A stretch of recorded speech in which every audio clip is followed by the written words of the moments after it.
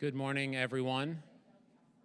We're just getting settled here in the newsroom. My name is Matt Ewalt. I serve the Texas Tribune as Senior Director of Events and Live Journalism. Welcome to those joining us in person here in Austin and those joining us online for our conversation today breaking down the 2024 election. Featured on our panel today is Texas Tribune Managing Editor for Enterprise and Politics, Rebekah Allen, and politics reporters James Barragán and Zach Despart. Our moderator is the Tribune's Editor-in-Chief, Matthew Watkins. Our program will run an hour with 45 minutes for conversation and 15 minutes for your questions. Here in Austin, we have a mic for our in-person audience.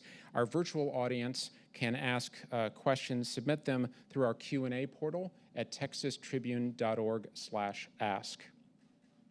We're also grateful for the support of our sponsors. Our presenting sponsor today is HAR.com.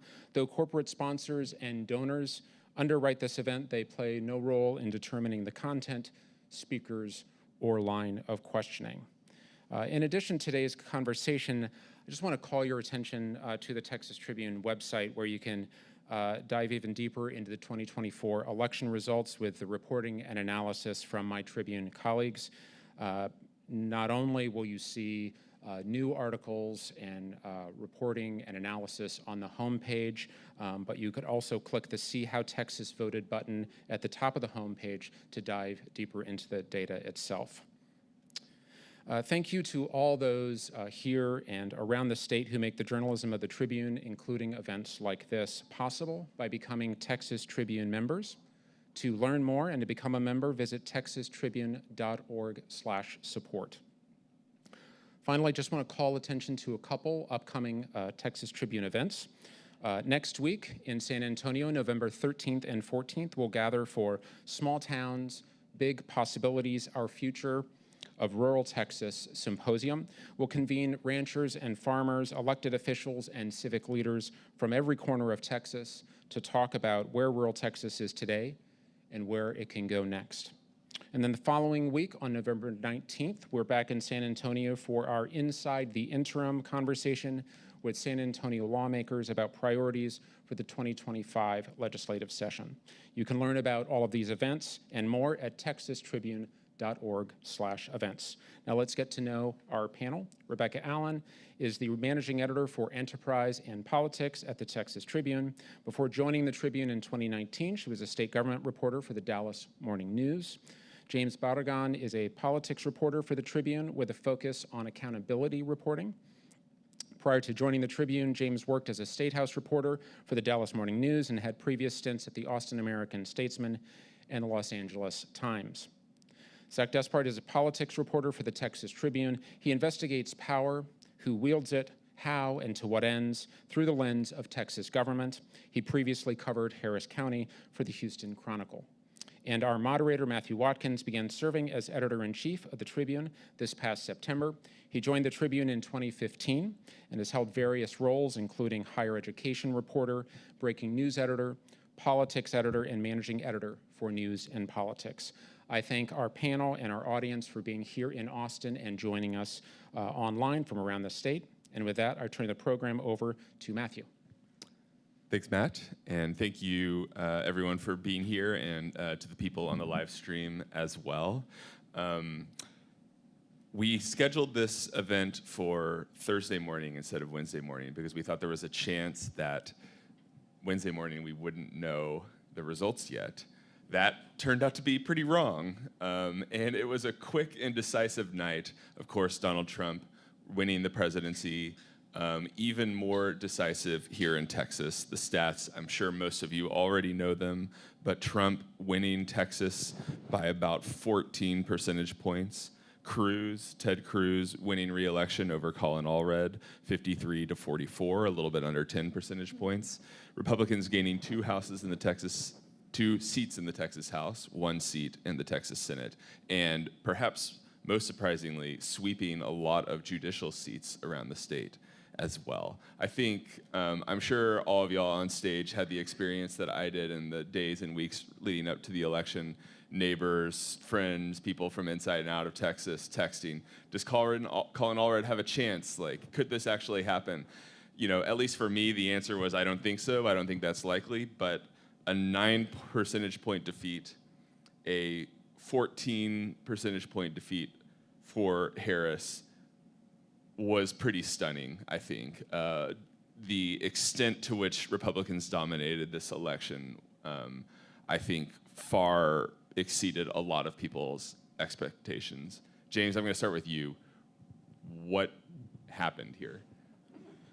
Well, I think it was a disastrous night for Democrats, pretty devastating. Those are words that Democrats themselves have used to describe what happened. But they've also put in context that it was a wave of red across the country. It's not just limited to Texas.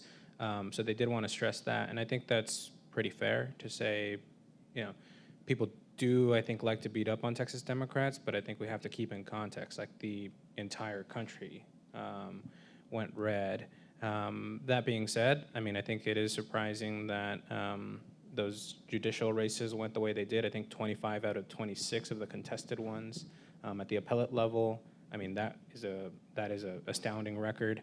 And Democrats were, they were thinking that they were going to be competitive in a couple of state house races, and they particularly thought that they may be competitive in Colin Allred's race. And in the presidential, they had talked about that trend of going from 16 points in 2012 to 9 points in 2016 to 5 points in 2020 in the presidential.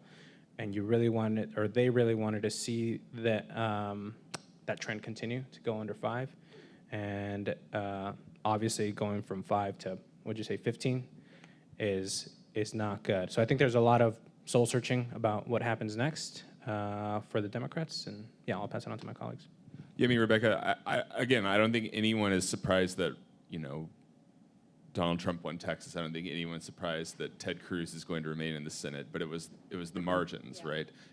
If Trump wins by 5 points, if Cruz wins by 2 points, maybe there's some disappointed Democrats out there, but I think you're looking at a trend line and saying, something's happening in this state. But all those gains that Democrats have been pointing to for the last 12 years of we're making progress here, we're turning this state purple.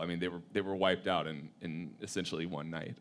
Yeah, I think that there is a scenario where Democrats maybe thought to themselves, or like a lot of spectators thought, Ted Cruz is going to win and Trump is going to win Texas. I don't think anybody thought that Trump wasn't going to lose Texas, but there could be an embedded win for Democrats if the margins were smaller. And as James noted, Democrats are trying to continue that trend line of narrowing the presidential margins.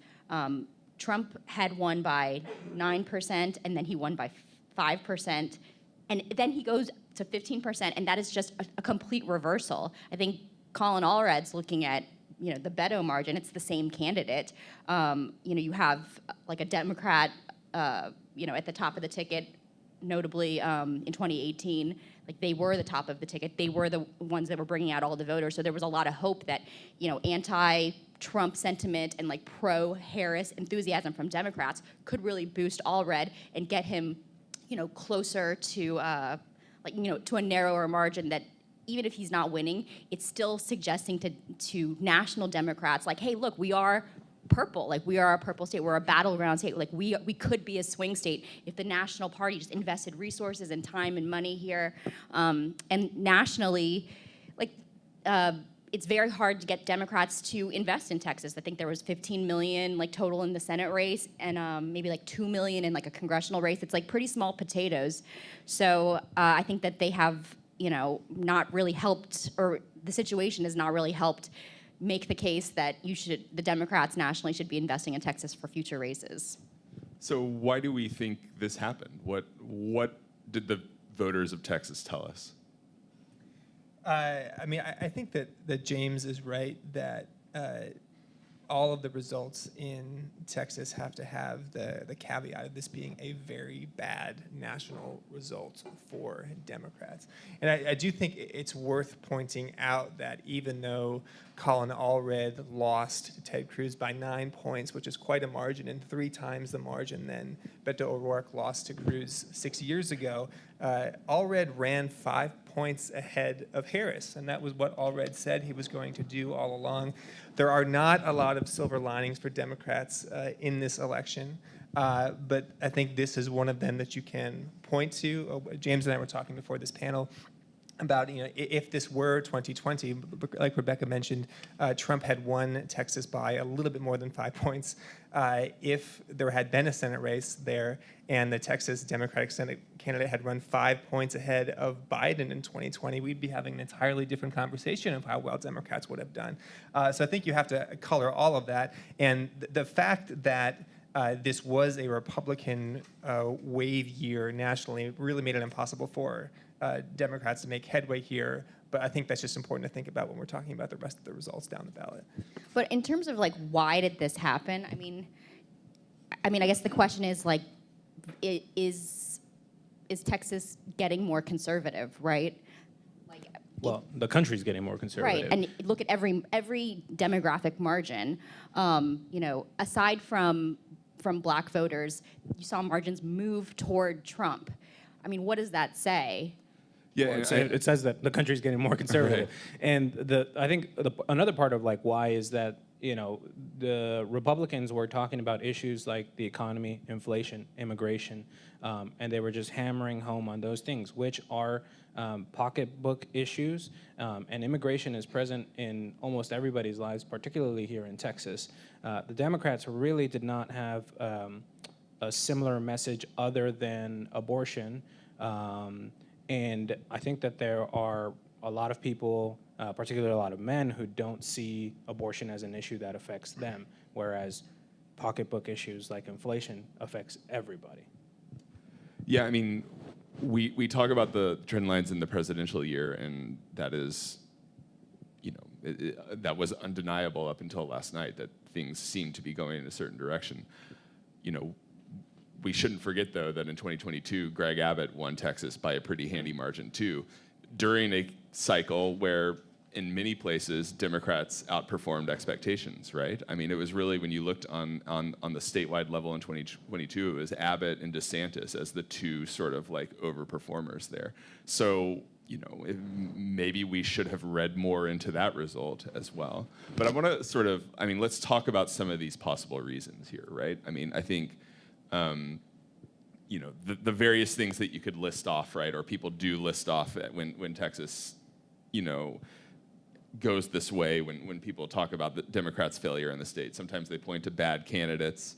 We've heard a lot in recent years about the Democratic Party going too far to the left on social issues, the sort of, national and statewide backlash to wokeness. The lack of democratic infrastructure in the state, just campaign infrastructure. It's very expensive to run in this state, of course. It's not like a state where you can go, meet a bunch of voters in diners. You got to really compete in expensive media markets and things like that. Of course, Texas is a border state. The border has been a very big issue, and Democrats have struggled in that. And then you've got the economy, and Democrats have not done incredibly well. What of that list, or is there something else I'm missing, stands out to y'all as this is what really affected these margins, or is it everything? I think it's everything, but to me, the economy is the one that stands out first and foremost. We're probably going to talk a lot about the border today, given the shifts in what happened in the election yesterday. But I was talking with the Webb County Democratic chairwoman yesterday, and she was talking. Webb County had the biggest shift of any county in the U.S. towards Trump. It was 25 points in one cycle. And she had said, Democrats nationally fundamentally misunderstood how average voters are perceiving their personal economic conditions, especially in places where most people are poor or working class. And what Republicans, she said, did so effectively, not necessarily Trump, but his campaign and Republicans, was tie Harris, and first Biden and then Harris, to the reason why eggs are $4 is it's Harris's fault. The reason why gas is $2.75 is Harris's fault. Democrats are having this more vague message about, well, the fundamentals of the economy are strong and all of these bigger things. That message does not at all resonate with a lot of voters in places like Laredo. When Republicans were able to simplify that message and land it, that is what she attributed the major shift in that county. Yeah, I'll just say also, I mean, 2 years ago we were doing some stories about Maverick County and Webb County, like just border counties that were sort of trending to become more conservative. And the chairwoman in Maverick County had said something about the messaging from Democrats. To your point, they were giving out these shirts at the convention, at the state convention, that was like abortion for everyone. And she was like, I can't wear that here in Maverick County. So there is a little bit of like a recognition at the local level that the messaging has got to be better. And then on the opposite side, I think you also have to give it up to Republicans. Like, their messaging is so strong. They're just what Zach was saying about the economy, just hammer that home. This is Kamala Harris's economy. This is Kamala Harris's economy. She's the border czar. And particularly on issues like transgender rights, we can agree or disagree about whether transgender kids should be allowed to play in school sports.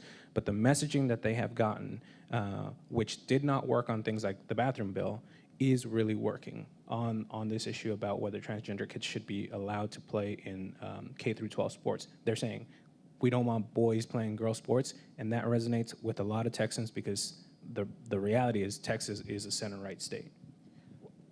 I just want to jump in real quick, though, because I do think that there's this question of the quality of the candidates, and I think that we have all been trying to assess was Colin Allred an effective candidate, or was there a strategic issue? And I think the point that Zach made about how he actually did run, 5 points ahead of Harris. I think that's pretty strong. He obviously tailored his campaign very, very differently than Beto, trying to make up for those mistakes. But at the end of the day, what do we know about Colin Allred as a candidate? We know that he was trying to run on being bipartisan, moderate, because he was trying to win the general election in Texas, right? And then we know that he went very hard on abortion rights access. And the first point of being bipartisan, what does that actually tell candidates that you stand for? It's not actually a message. It's just a quality, right? That I think that maybe he overvalued. And then on abortion, I think that maybe both sides of the aisle maybe still don't fundamentally understand how abortion plays in elections. And I would say if you look across the nation, if you look in Texas, I would say that it's a much more nuanced issue for voters. I mean, look at Amarillo. Amarillo in rural Texas, Ruby Red, it rejected a travel ban, an abortion travel ban. You look at Missouri, that state went decisively for Trump. They also rejected an abortion referendum. So it's just, I think that both sides have not fully grasped the nuance of how voters feel about abortion, and I think it's because abortion is very nuanced, and people often frame it as are you pro-abortion or are you anti-abortion? But the reality is, there are many abortion access is a full gradient, and there are a lot of people that fall sort of in different places on that spectrum, right? Maybe some people are anti-abortion generally speaking, but they feel very strongly about exceptions, and it's very hard to measure that. And if you look at Allred, he went so hard on abortion, and that essentially became his main platform message. Can I just ask a question? Do you think that Colin Allred ran a good campaign? Because it sounded like you were going to give him kudos, and then you went away from it. I do think... I want to peel back the curtain, because I've sort of been arguing that Allred's campaign was actually low-key pretty good, and then kind of stumbled there at the end, of course, but... Well, I think that before Zach and you made the point this morning about how he ran 5 points against Harris, I was probably I was probably taking the position that he was too tepid, and then how do you ignore the fact that he is he lost by 3 times the margin of O'Rourke, right? I think that's not great, but I do think that he was affected by the environment. Here's what I think is a knock against him. voters didn't come out, like voter returns participation fell in Dallas, in Houston, in the urban core where he focused his energy. Like you can give him credit because he's like, I'm not going to pay attention to rural Texas because Beto made it clear that Democrats aren't going to come out there. So he's like, I'm going to spend all of my money focusing on like the urban core, which is smart, right? Yeah, that's a strategy. But he gave up on retail politics. I also just wonder whether Democrats, and I think you could maybe say this about the Harris campaign and the Allred campaign, ran a very effective and professional campaign that would have worked really well in the political reality that we existed in a decade and a half ago, but doesn't necessarily reflect how politics works today. No, I think. Well, you know, like let's look at Harris. They had a great convention, and like undeniably successful convention. She was like roundly considered the winner of the debate, right? She avoided gaffes the entire time, but she never created. I mean, you look at what's going on with Trump and what has happened with Trump over these last 12 years is he's created this sort of social movement, you know, that like you look at his celebration and everyone's wearing a red hat and it looks like they're at a rock concert, and she never really built that. And you look at like Beto O'Rourke in 2018, he did build that, and people were showing up everywhere. Not everyone liked him, but his supporters loved him. And Allred and Harris, neither of them did that. And I just wonder if, you know, even you look at the economy, the fundamentals of the economy, the unemployment rate, things like that, you know, 15 years ago, all the political scientists pointed to and say, if you're doing well in these metrics, you're winning. And they did all those things, and they got trounced. Well, I mean, I think if we're going to talk about Harris, no.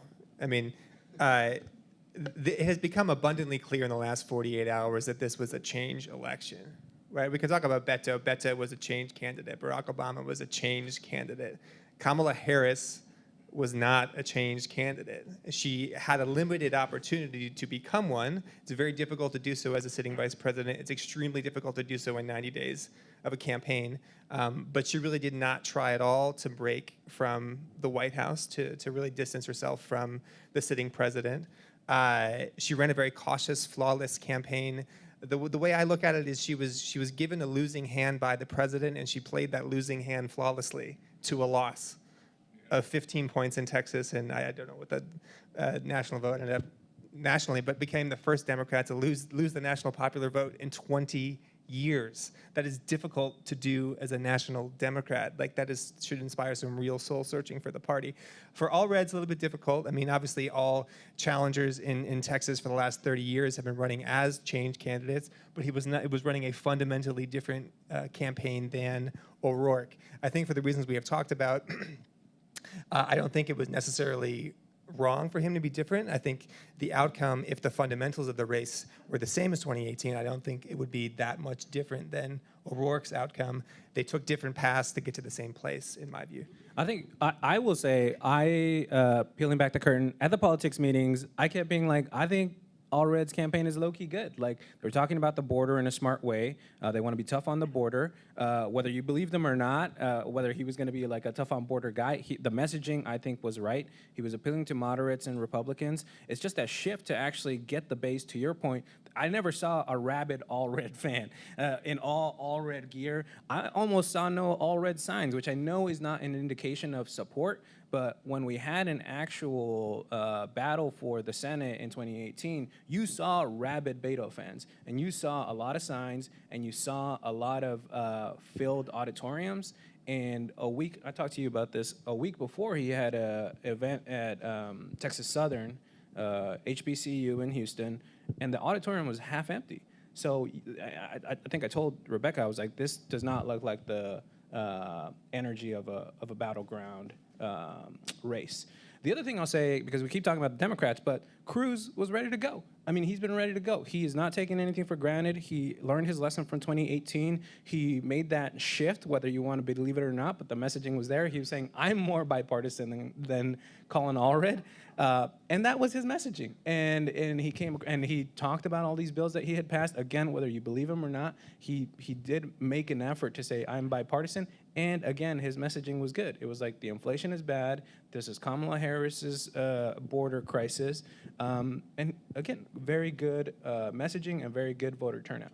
I think, Ted Cruz has to just be thrilled right now, right? It's no secret that he would like to run for president again sometime, and a nice, strong 9-point victory is a good thing to point to, right? If he had barely won again in Texas, that I think would have been not great for his future ambitions, and now he's everyone talked about the new Ted Cruz, quote unquote, and whether there's a new Ted Cruz or not, he definitely has had some life injected into him. Can I say one more thing about Colin already? I think the campaign was very good. I think the candidate was a little bit vanilla, and I think that was the issue. He just did not rile up the base in the way that Beto did, or that someone needs to, and that could be it's because it's the first time he's on like such a big stage. I mean, it's one thing running for Congress where you just gotta know your people in Dallas, but on a statewide basis, and you could see him kind of stumbling on TV. Maybe he did get a little bit bitter at the end, but he just did not have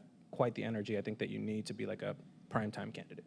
Yeah, and I think the question becomes, was this a fairly significant bump in the road during Texas Democrats' long-term hopes of making this a more competitive state, or is this a sign of a fundamental reset and we need to completely kind of erase that notion? And I think maybe the most compelling argument for the latter is what happened with the Hispanic vote in this election. And so let me just read a couple stats, right? Of course, one of the big cases that has been made basically this entire century about how Texas might become more competitive, might become purple or maybe even blue someday, was the demographic change, particularly the Hispanic population continuing to grow, and that population traditionally voting Democrat.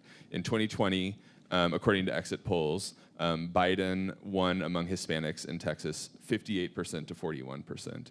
Those same exit polls, same exit pollster, in 2024 found that Trump won Hispanic voters 55% to 44%. We're talking about a 28 percentage point swing among Hispanics in Texas. The border, it was even more dramatic. Harris lost all the RGV counties, the Rio Grande Valley counties.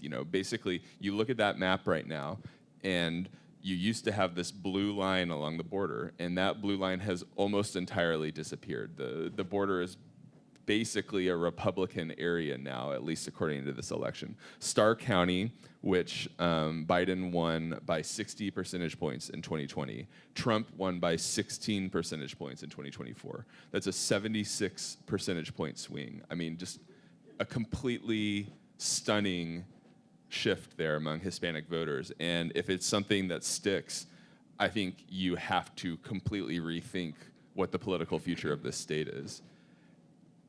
Is this something that sticks? Who wants to take it? Well, I will say that perhaps the most stunning number, all of it is stunning, right? And all of it, talk about nuance about abortion issues. This also shows that Democrats, the media, everybody fundamentally is not does not understand the Latino vote. And even to call it the Latino vote is in itself a misnomer because it is not monolithic. But what shocked me the most was the exit polling that showed just that the Hispanic voters overall across Texas, including in the urban core, where there are more Hispanic voters, and where the border is not the most prominent issue on their mind, went for Trump. Hispanic voters are now one of the equal to white voters in Texas. They are Texas. So if Democrats cannot figure out how to to win back the Latino vote, I think that's going to be really tough for them. I think that this is partially a continuation of what we are already seeing in the urban-rural realignment of voting patterns. The border counties, with the exception of some of them, are largely rural, and we are seeing rural whites and Latinos tending to vote more similarly as their urban counterparts. I will say that there is an important caveat that is a bit of a silver lining for Democrats in the border counties and the Valley, and that is while Trump was running 5 points. In the Valley, Trump is doing very well in winning those counties, but Cruz was actually not, right? So the margins for Trump were actually a lot better, and in some cases, Webb, for example, I think Cameron as well, Trump was the only Republican that won. If you looked at, Allred still won those counties, and all of the local Democrats, county judge, county sheriff, everybody down the ballot still won. So you're still seeing a shift, certainly, where those elections used to be not at all competitive. Republicans couldn't get any votes, but Democrats are still holding on there. So, the political scientists we talked to in the past couple of days are saying, this is certainly great news for Republicans, but it is not in the bag yet for them. They have an opportunity to solidify these gains, but it is not a foregone conclusion. It's more like a battleground. It's a battleground. Yeah. And I think the other thing, what Zach was saying is that Trump carried the top of the ticket, I think, in Cameron and Hidalgo, well, all the big RGV counties, right? But then I think Allred won some of those, right? Mm-hmm. And then the state reps at those levels, also the Democrats won, in the districts, obviously Janie Lopez won again, but that district is drawn to be a partisan red district. But in the districts where it's drawn to be partisan Democrat, the Democrats won. And it's almost like if you dedicate your resources to go visit these people and introduce yourself to them and talk to them about their issues, you are likely to win. Colin Allred spent a lot of time in the Rio Grande Valley. Kamala Harris obviously did not, and I think that's why you see some of those results. And Trump is a phenomena. Zach and I were talking about this, that is attractive to a wide slew of voters because Hispanic voters are not a monolith, but Hispanic voters are also just like any other voters. And so we're going to follow a lot of the same trends that the rest of the electorate has. Now, a couple of important things, too. I do want to give a shout-out to my guy, Wayne Hamilton of Project Red TX. That Starr County stat that you had, he called that, on Friday. He said, Trump is taking Starr County. I don't know if we fact-checked this, but it's, the first time since, the 1890s that the county has gone red. Yep. I think the other thing to put, give a shout-out to my Republican source. I got to talk about my Democratic sources. Their caveat is, even if you put the populations of some of these counties in the RGV together, that's like one Williamson County or one Travis County. So we do have to put that into perspective. Yeah. But there was a 28% swing statewide, right? And it's hard to measure that a little bit more because these urban counties are not as, uniformly Hispanic as some of these other places. But for the reasons you just described, I don't think you can have that big of a swing without making some significant inroads in urban and suburban areas as well. Yeah, I wanted to make the counterpoint that this is bad news for Democrats in the sense that if we're looking at the legislature, for example, in the House, there were two open seats in South Texas, one based in Corpus Christi, one based in Uvalde, where Democrats were retiring, and Republicans were just salivating over them. They were like, these are two pickups. We are going to spend a ton of money. They were telling anybody that would want to listen, we're going to pick up these seats. Even some of us that didn't want to listen. Yeah. Invested in them, spent the money, won both of them. Democrats knew this was a likely outcome, but they said, you know what, we got our own plan. We're going to flip some seats in the San Antonio suburbs. We're going to compete in some districts in suburban Harris County, suburban Dallas-Fort Worth, whiffed on all those. Right, so in the urban-rural division, they can afford to continue to lose ground in the rural areas if they can pick them up in the suburbs and the urban areas. The first thing is happening. The second thing is not happening for them. And that is where they're going to continue to have trouble, especially with Latinos, like Rebekah mentioned, who the majority of them are living in the big urban counties and not actually down in the valley around the border. But the other thing, too, sorry, Rebekah, you want to go? Go ahead. Well, I was going to say, if you're talking about the long-term problems for Democrats, it's like a multi-front war right now. And like, let's not forget that they have less resources and probably will continue to have less resources because, again, they have not made the case for more investment. But now, if you're a Democratic strategist and you're talking about winning Texas, you're saying, okay, let's focus on like the urban core. Let's focus on expanding the vote in Houston and Dallas and where the Democrats are. And like, we're gonna ignore rural Texas, but we're investing as much as we can to get the vote out in Houston. Now they know that they have to invest both there and in South Texas and with Latino votes. And I think that to Republicans' credit, which is the point you're making, they have the full narrative that we've been hearing for the past several cycles in Texas is that Republicans are investing in the Latino vote. And I think that some of this is strategy and investment, and some of this has got to be cultural, right? Like, if the swing is too severe for it to be just politics. Like, this is, like, there has been a systemic change, I think, in values at some point. I think one thing too to think about is another thing that one of my Democratic sources said yesterday when we were writing about sort of what happened to Texas Democrats is that a lot of people in the Democratic Party are stuck in this sort of pre-2012 idea of where the state was going, which is that as the state gets browner, as it becomes demographically more diverse, that's going to correlate to Democratic victories. That was maybe true up until maybe 2016, but it is not true anymore. And we've seen that. Republicans have made serious gains. To Rebekah's point, the Democrats have continued to say, well, if they are black and brown voters, they're going to vote for us. The Republicans didn't take that for granted, and they invested in South Texas, and they looked for their voters in South Texas and have found them. The Democrats are still under the impression that South Texas is blue, when the reality is that, yes, there are a lot of voters and Latino voters in South Texas that are going to vote Democrat, but they need to identify those people, and they need to get them out. It's no longer just that they are Hispanics, they're going to come out and vote blue. It's like, are they Hispanics in Harris and Dallas County, and are they Hispanics in South Texas? It's like geographically you have to look at it different, and then you have to target them differently. So it's the game has changed, is I guess what we're talking about. Will Democrats ever have the money and the infrastructure? I mean, you think about how big Texas is, and the reason why nationals are so reluctant to get in Texas is because it's the size of a country. Right, but you got local parties there. I mean, the local party knows what's up. Like, the local party knows that you can't be wearing an abortion is for everyone shirt. The local party knows that South Texas was very Catholic, increasingly more evangelical, and that you can't say certain things down there. Like, the local parties know. I was going to say that I think that Democrats, especially urban, wealthier, whiter Democrats, fail to appreciate, it wasn't that far of a leap to get a lot of South Texas Democrats into the Republican Party. They were already socially conservative, and pretty centrist in that regard. And I think that they felt that they were much more similar in values to the urban Democrats when they really weren't. And it wasn't actually that much of a lift for Republicans once they started doing the work to get those voters. Yeah, the state Senate seat that was flipped was for a very long time held by an anti-abortion Democrat.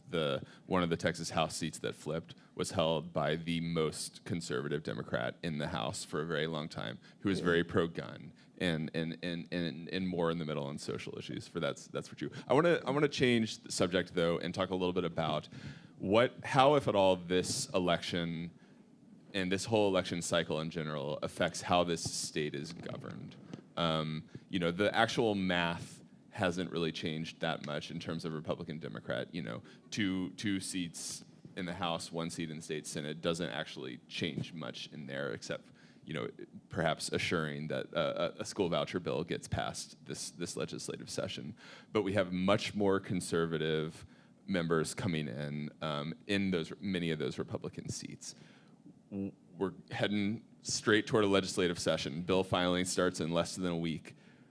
How is the governing of Texas going to change because of what's happened in 2024?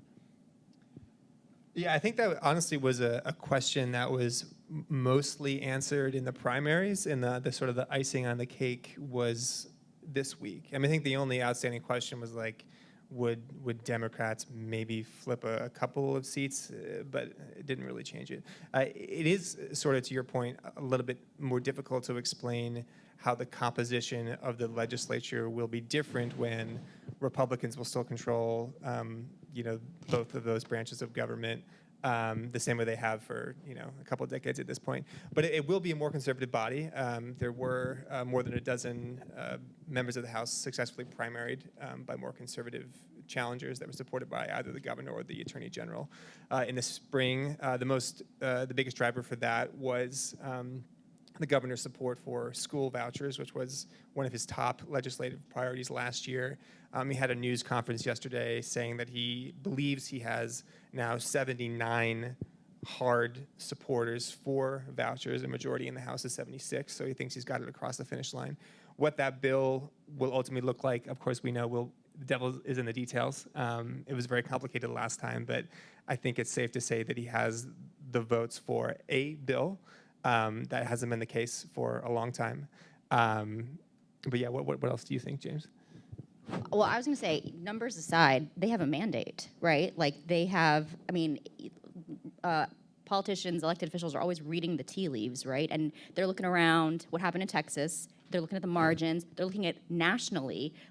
Nationally, Trump won in a spectacular fashion, like winning, what was it, every battleground state? They are looking at all of the trends. They are looking at what happened in the primary and in the legislative session that Republicans did and promised, which was go more conservatively, which was campaign on the border, which was campaign on vouchers. And they're saying, this is a mandate. This is what voters said that they want from us by large margins. So I think you should expect a lot more conservatism. And the sort of comparison to that is the 2019 legislative session, where it followed the Beto blue wave, right? Where we saw lots of Democrats. It was like the last good year for Democrats in Texas, where Democrats were ushered into like down ballot seats.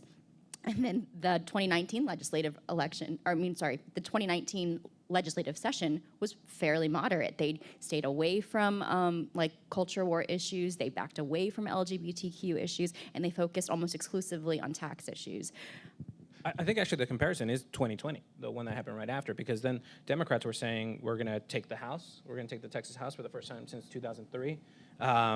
And then that didn't happen. They fought to a stalemate, basically. But Republicans took that and said, this is a mandate. And what they did was pass open carry laws, or was it what they call it, constitutional carry, stiffer abortion laws, more money for border security. It was a very conservative session, the most conservative session in Texas history, some claimed, under Speaker Dade Phelan, which I'm sure we'll get to. And it was a conservative session. And now the Republicans have upped those margins. So if they fought to a stalemate and said, this is a mandate, and they ran the most conservative session in Texas history, they've picked up seats now. So it's going to be conservative. They're going to say the people have spoken. And again, the people have spoken, and the people of Texas have said, we want a conservative government. And those Republicans are more conservative. Yeah, I think in the time that I've covered Texas politics, which has coincided largely with the time that Dan Patrick has been lieutenant governor, there have been two things that have had somewhat moderating influences on the politics of the legislature. One of those was fear of Democratic gains, and you're talking about that's the post-2018 session, where instead of focusing on a lot of those issues, they focused on school finance and things like that, property tax cuts. The other thing has been sometimes the House kind of cools things down a little bit, right? That the conservative, the hardline conservative priorities are coming out of the Senate every year, and then oftentimes they're passed by the House, but if they're not, it's largely because of the House. But the question is, does that exist at all moving forward, right? And we've already mentioned Dade Phelan has presided over some of the most conservative sessions of all time. It was his House that stopped vouchers from happening last time. But if he holds on to the speakership, does that moderating influence happen at all? Or if he loses it, do we have an even more conservative House where there's basically nothing kind of slowing down that energy? If he holds on to the gavel, which is a huge open question. It's not clear he has the votes to do that. I think that he remains somewhat of a backstop against the things you are describing. It is important to note, like James did, like he is a more conservative speaker than certainly Joe Strauss was and some of his predecessors were. So and then Dennis Bonnen. I mean, they did not pass constitutional carry under Dennis Bonnen. Yeah. So he was not the same type of backstop as historically we are used to, although he certainly was last year on a number of bills. The caveat there is, like, if he retains the speakership, how does he do that, right? The Republicans, their main challenger candidate is David Cook at this point, say that he's got the majority of support of the caucus, but there is an outside possibility that Dade Phelan strikes a deal with a majority of Democrats and a minority of Republicans and retains the gavel that way. That's the Strauss model. That would really blow stuff up. I know James is smiling because that would really make our jobs more interesting, but that would really be something. That would be a bipartisan deal that we have not seen in Texas in several sessions. That would really be a backstop because Democrats would have to extract some serious concessions from him to do that. The second part of your question, if someone else becomes speaker, would that backstop exist? I have serious doubts about that in the same way. I do. I have, really quickly, do you think anything changes with the state's commitment to spending money on the border with a Trump presidency? So I think that in some ways the Abbott administration with Operation Lone Star and its border security spending has acted, at least in Texas and its border, as almost like a federal government in waiting. In the absence of a Republican administration, because it assumed essentially the role the federal government was doing. No other state has ever built its own border wall before. And now you have Republicans, what appears to be taking full control of the federal government, which I assume Congress will be supportive of spending money on border wall like they were in the first Trump administration. So Abbott has sort of made some cryptic remarks about how he may want to sort of transition maybe some of the Lone Star spending and kind of let the federal government take it back over. I mean, if I were him, knowing how much money Lone Star costs, I mean, the estimates to complete the border wall in Texas are $20 to $30 billion. We have a lot of money, but that's still a lot. I would look for ways for Congress to pick up that check if they were looking to pay for it. For sure, I'd take that deal. But yeah. Wouldn't they be defunding the police if they did that? Yeah. I want to say one thing about the speaker's race. You asked if some of these conservative things would get slowed down and how governing would change. I think that is the big question, because we talk about all these big social issue fights, but like the governing of the state is something that gets lost because it's not sexy and it's for nerds like me. But Speaker Phelan has like a committed dedication to water issues, to infrastructure issues, to like rural broadband, things like that are like super snooze fests, but are super important. And so that's one thing too, that if we just keep focusing on these social issues, whoever the speaker is, what happens to the actual governing of the state? I think Dan Patrick gets behind a good number of those issues too. But okay, I want to say we have an opportunity for people to ask questions in the room if you would like. There's a microphone right there, and as people are walking over in that direction, I'm going to ask one more thing. Maybe we can be quick on it. Who are our top candidates in Texas government to join a Trump administration? Paxton. Are these Senate confirmable or non-Senate confirmable positions? Well, I guess either one, yeah. Elon. Yeah. Paxton is an interesting one also, of course, because now there is a DOJ that is investigating him, and will that continue under President Trump as well? Sid Miller, I would highlight as another one, Ag Department. All right, let's go to questions, though. So we have some folks here in line to ask questions. You're welcome to come to the mic. We are going to have a hard stop at 10. So please, out of respect for others who are asking questions, make sure there's a question mark at the end of your question. And then if you're submitting a question online, you can do so at texastribune.org/ask.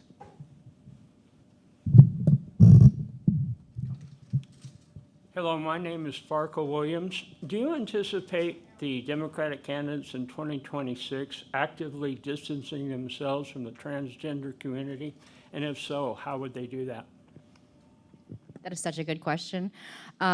We saw I think we're seeing the fallout of that right now. And stand by, because we'll have a story about that today on the Texas Tribune. Look, the transgender ad attack came late in the game in the Texas Senate race and nationally. So it does feel like there was something that Republicans strategically were activating on. It struck me that Ted Cruz at some point said that that was his favorite ad. And I remember you asked this question when we had this panel ahead of the election about like whether or not that was going to be effective. And I think that if you're a Republican, you might be saying, yes, it is.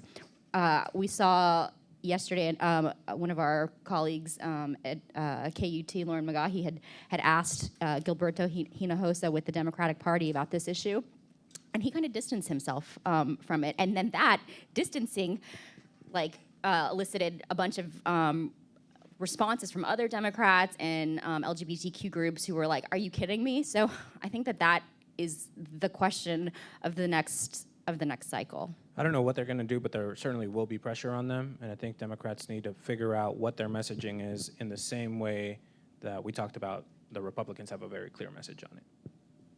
Okay, I think we have a question over here. Hi, my name is Audrey Diaz. I'm a local community journalist with Co-op Radio. I came in a little bit late, but what I didn't hear is the conversation about race and America just not being ready to not only elect a woman president, but a Black South Asian president. So what young people of color like me need more coverage to hear is the analysis of race in this country and the impact of that. I actually was kind of waiting to find a place to say this. It falls into everything, right? One thing I was struck by was the fact that the vote for Trump was close to the same as it was in 2020, but Kamala Harris won by I don't know 10 million, or sorry, she got 10 million less votes than Joe Biden.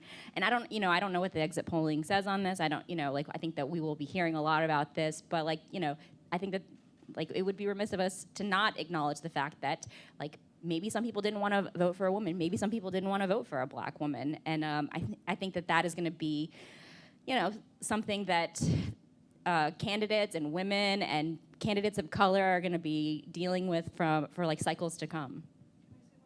Of course. I've been in Austin almost 20 years. I'm from the Valley, and you talked about the Valley leaning towards the Republican side now. And what you need to pay attention to is that there is a huge underlying issue of racism in the Valley.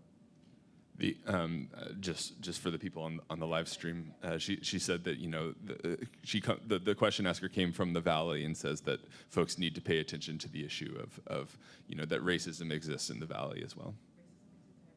Exists everywhere.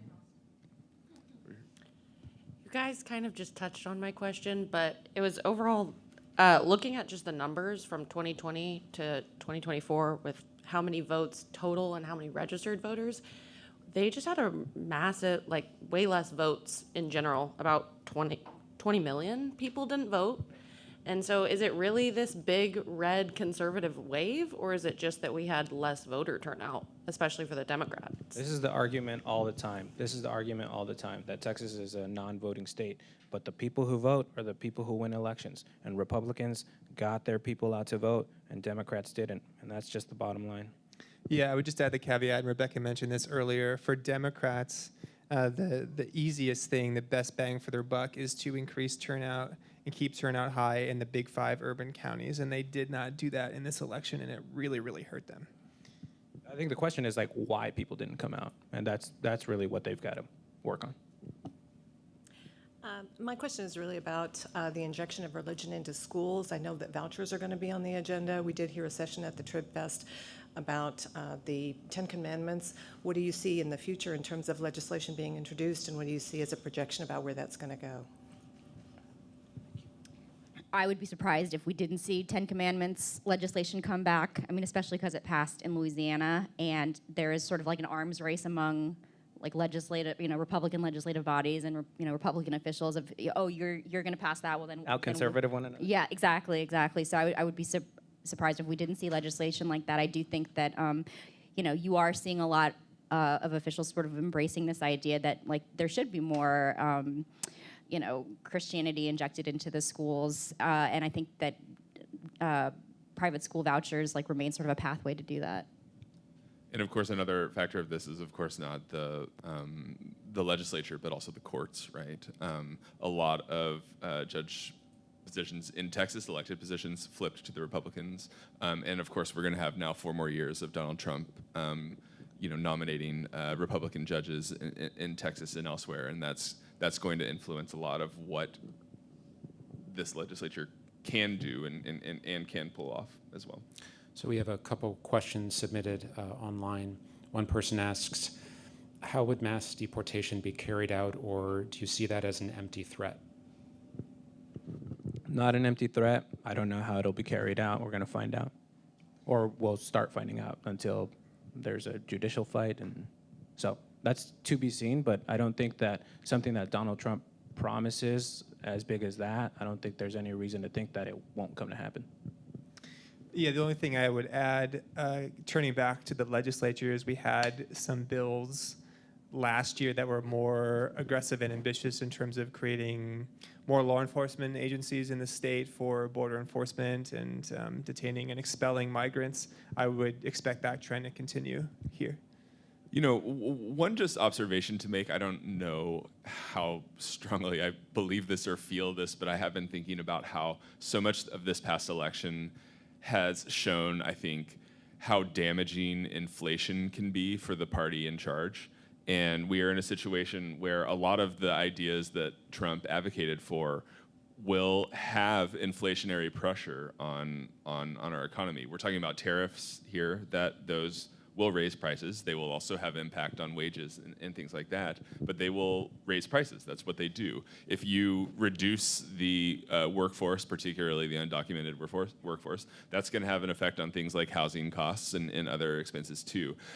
Will that change Trump's calculation in wanting to do that? I honestly have no idea, but I think it's not completely unreasonable for him to have seen what happened to the Democratic Party and to be worried about that, and to that in some ways possibly affecting how he goes about some of these ideas. Can I just say one more thing on the mass deportation thing? Like, people are surprised about mass deportation.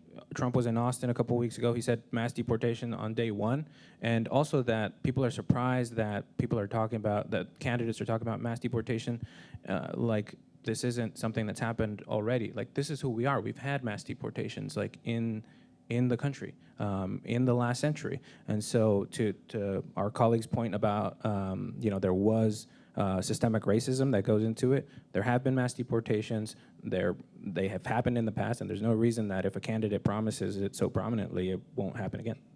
So I think we have time for one, maybe a couple questions from online. Ben from El Paso asks, how will Texas absorb the expense of the largest school voucher program in the nation, coupled with across-the-board tariffs on imports from Mexico?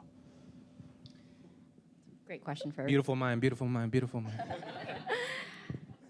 I think that the answer is that we don't know what foreign vouchers will take, but we know that the initial proposal from the last session was universal, right? But which means anybody's eligible, but that doesn't mean everybody gets one, right? Because the cost of everybody who wants one gets one is exorbitant. And I think we had some coverage last year that was, if you gave every single person who is currently in a private school, like a private school voucher, that was the amount of money that they had carved out for the program. It was it was a tiny fraction of it. It wouldn't have covered it. So if you're in a private school right now and you have universal vouchers is the option, why wouldn't you want that? Why wouldn't you wouldn't you raise your hand for that? So I think that that's what anti-voucher types are worried about, is that you grow the program. Public school education is the most expensive thing in the budget, so does that shrink money for your public schools? Yeah, I mean, there are a lot of smart people on the Legislative Budget Board, and if the legislature was smart, they would listen to those people and put some preemptory caps on that stuff. Arizona did not do that when they created their voucher program, and those costs ran away pretty quickly and blew a big hole in their budget. So hopefully Texas, when it does this, will learn some lessons from that. Just really quickly, there were some people who were advocating, Democrats and some Republicans advocating for negotiating with the voucher supporters two years ago, leading into the legislative session, and saying maybe we should try to get a better deal. And I think it's possible that those folks might look back at the end of this session and say, I told you so, because we might get a stronger bill with costing more money than they might have otherwise gotten if they could have gotten something through in the last legislative session. And, we talk about mandates.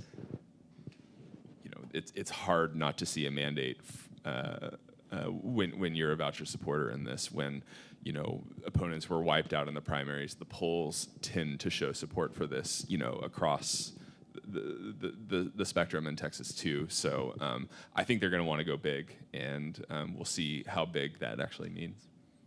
Okay. So I will just say really quickly that something we've written a lot about is that the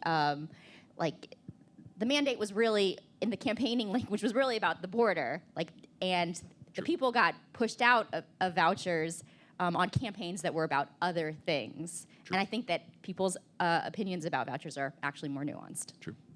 Okay, well, we are right at 10 o'clock, so that is the end of this for us. Thank you to our panel. Thank you to everyone in the audience and on the live stream for watching.